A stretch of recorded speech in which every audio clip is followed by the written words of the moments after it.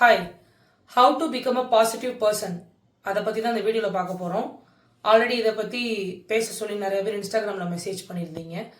So அவங்களுக்காக தான் இந்த வீடியோ. ப்ளஸ் ஒரு பாசிட்டிவ் பர்சனாக இருக்கிறது எப்படி அப்படின்னு தெரிஞ்சுக்கணும்னு நினச்சிங்கன்னா கண்டிப்பாக இந்த வீடியோவை ஃபுல்லாக பாருங்கள்.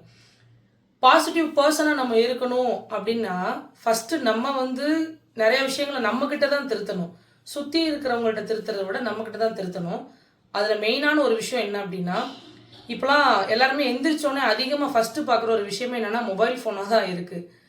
அதை மாற்றினாலே எல்லாமே மாறிடும்னாலே. காரணம் என்ன அப்படின்னா, இப்போ மொபைல் எடுத்தோடனே பார்க்குறோன்னு வச்சுக்கோங்களேன், யாராவது ஒருத்தர்கிட்ட இருந்து ஒரு நெகட்டிவான ஒரு மெசேஜ் வந்திருந்தாலோ, இல்லை இப்போ உதாரணத்துக்கு சோஷியல் மீடியா ஆப்ஸ்குள்ளே போகிறோம், ஃபர்ஸ்ட் வீடியோவே ஏதாவது ஒரு சோகமான வீடியோ பார்த்தா அந்த நாளே ஃபுல்லாக அதுவாகவே ஆகிடும்.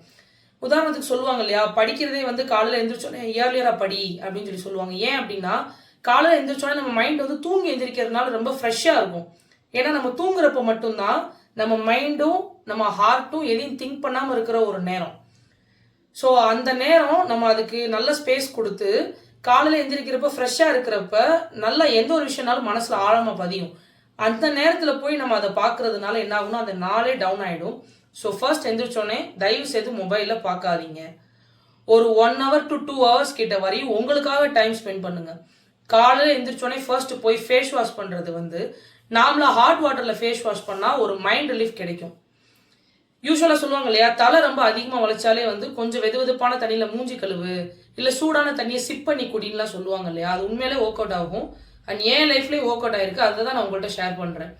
ஸோ ஒரு ஹாட் வாட்டரில் ஃபேஸ் வாஷ் பண்ணிவிட்டு ப்ரஷ் பண்ணிவிட்டு plain glass of hot water குடித்தோம்னா அது நம்ம உடம்புக்கும் நல்லது, மென்டல் ஹெல்த்துக்கும் ரொம்ப நல்லது.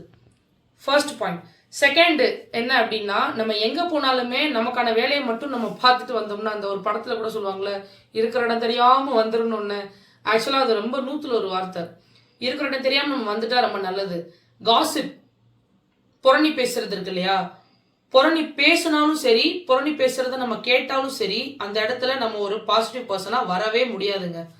அந்த மாதிரி யாராவது பேச வந்தாங்கன்னா கூட ஜஸ்ட் இக்னோர் பண்ணிட்டு, சாரி தப்பா எடுத்துக்கிறாங்க, எனக்கு ஒரு முக்கியமான வேலை இருக்கு, நம்ம அப்புறம் பேசுவோமான்னு அந்த இடத்த விட்டு கலந்து ஓடி போயிருங்க. ஏன்னா நம்ம எவ்வளோ ஒரு நல்லவங்களா இருந்தாலுமே ஒருத்தவங்க புரணி பேசுறாங்கன்னு வச்சுக்கோங்களேன், அந்த 1 செகண்ட்ல நம்ம மனசோ புத்தியோ ரெண்டுல ஏதாவது ஒன்று லைட்டாக நம்ப ஆரம்பிச்சிட்டாலும் முடிஞ்சு அந்த இடத்துல நம்மளோட பாசிட்டிவிட்டி கம்மியாகிட்டே வந்துடும்.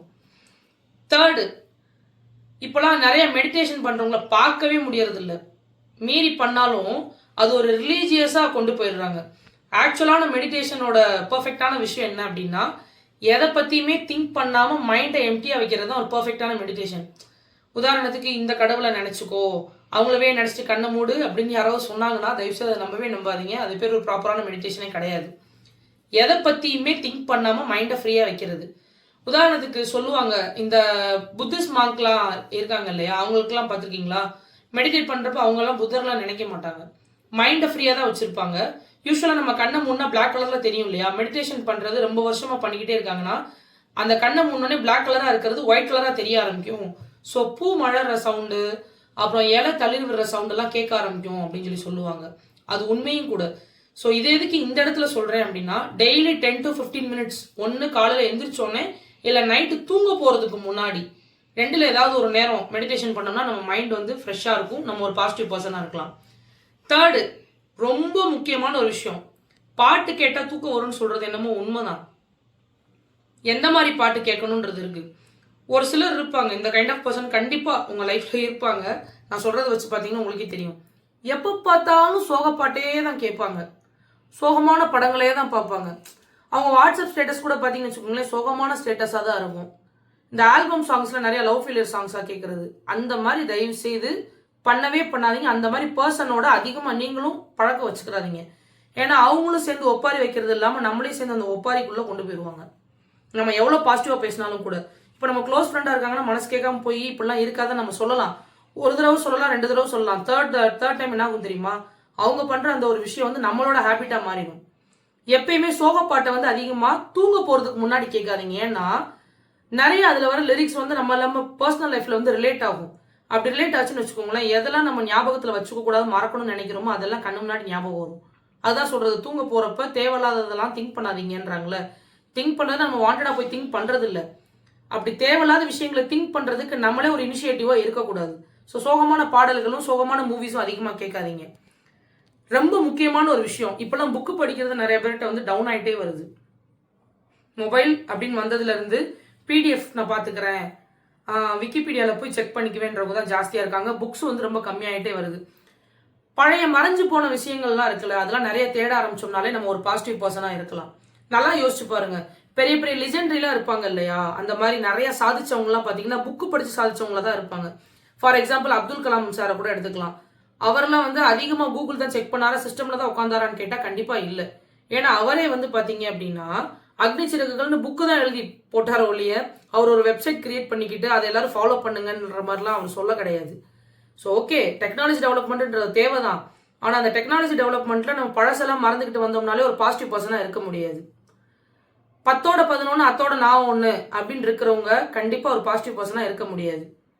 நம்மளை பார்த்து மற்றவங்க வந்து ரோல் மாடலாக நினைக்கிற அளவுக்கு நம்ம இருந்தோம்னாலே போதும், ஒரு பாசிட்டிவ் பர்சனாக இருக்கலாம்.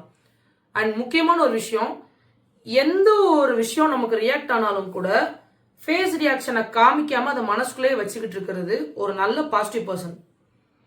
கண்டிப்பாக அதை எக்ஸ்பிரஸ் பண்ணாதான் நம்ம மென்டல் ஃப்ரீனஸ் கிடைக்கும் அப்படின்னு நீங்கள் சொல்லுவீங்க. அது எங்கே நம்ம எக்ஸ்பிரஸ் பண்ணுறதா இருக்கணும்னா யாருமே இல்லாத ஒரு தனி ரூமாக இருக்கணும்.